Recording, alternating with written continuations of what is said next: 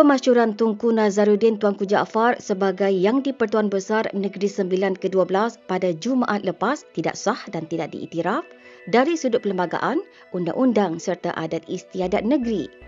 Pengelola Bijaya Diraja Istana Negeri Sembilan Azizi Muhammad Ali berkata, susulan tindakan menerima pemasyuran tersebut, Tunku Nazarudin dengan sendirinya melepaskan gelaran pusaka Tunku Panglima Besar Negeri Sembilan yang disandang sejak 2008.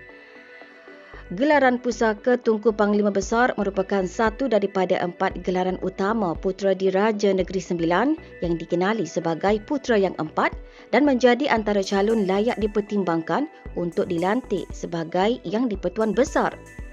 Pada 5 Jun lalu, Tunku Nazarudin dilaporkan dimasyur sebagai Yang di-Pertuan Besar Negeri Sembilan ke-12 oleh Undang yang 4 dalam satu majlis di sebuah resort di Melaka.